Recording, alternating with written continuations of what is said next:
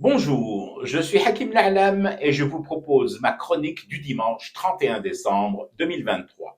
Elle s'intitule Il bombarderait le domicile de Guterres que ça serait de la légitime défense.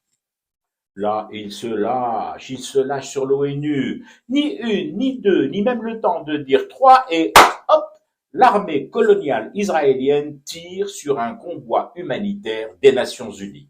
En plus, et même si, supposons, soudain, tout à coup, tu sois pris d'une poussée de sionisme aigu, tu ne pourras pas justifier ce mitraillage d'un convoi humanitaire onusien par une quelconque erreur de ciblage de Tel Aviv. Mieux encore, façon de parler, si ta poussée est chronique et en stade avancé, tu ne pourras pas non plus expliquer ce mitraillage par une théorie identique à celle qui avait prévalu après le carnage contre des civils réfugiés dans la cour de l'hôpital Shifa à Gaza.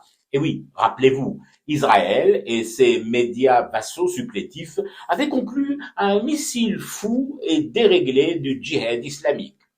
Ben, dommage pour tous les Behlou, les meilleurs que porte malgré elle cette pauvre terre, mais le tracé du convoi humanitaire de l'ONU était connu de l'armée israélienne. Pour une raison terrible de simplicité et de logique, c'est cette même armée israélienne qui avait décidé et contraint les camions de l'ONU à emprunter ce couloir et surtout pas un autre. En temps normal, lorsque les gens guérissent enfin de leur fièvre sioniste à tendance victimaire, ce mitraillage d'humanitaires aurait été aussitôt qualifié pour ce qu'il est, un traquenard, un piège mortel, une manière pour Netanyahou de punir l'ONU, laquelle, même à quel hal, ne rampe pas complètement aux pieds des Israéliens.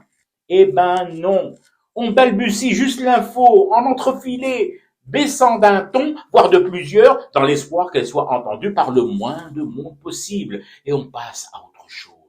Comme la bûche du réveillon du Nouvel An, que dissimule dans son pantalon Gérard Depardieu, la contamination des huîtres du bassin d'Arcachon, ou encore le taux record de retour et d'échange de cadeaux de Noël n'ayant pas particulièrement déclenché l'enthousiasme de celles et ceux qui les ont ouverts au pied du sapin.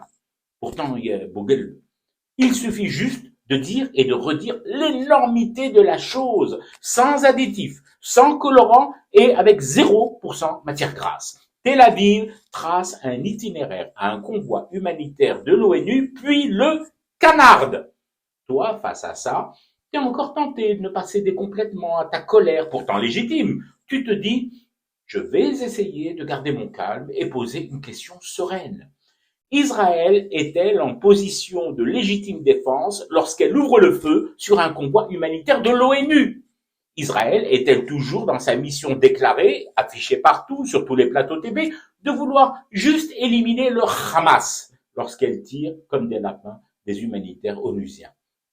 En fait, dès que tu te poses ces questions, dès que je me les pose avec vous, je me rends compte de ma débilité profonde. Mais ils s'en tapent des camions et des 4x4 de Guterres, des Israéliens. Et si Israël s'en tape, ses succursales européennes et occidentales sont contre fiche tout. Le voilà ainsi décrit aujourd'hui l'état d'impunité internationale du peuple élu. Tire, Benjamin, tire, nous regardons ailleurs. Ou à défaut, nous siffloterons en regardant ailleurs, ziotant le pif de Gérard qui enfle et le sort terrible des ostréiculteurs du bassin d'Arcachon.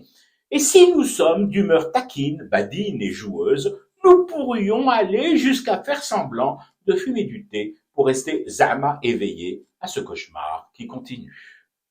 C'était Hakim La'alam en ce 31 décembre, mes pensées aux résistants et au peuple palestinien. Je vous retrouve mardi pour une autre chronique et une autre façon de dire son amour à l'Algérie.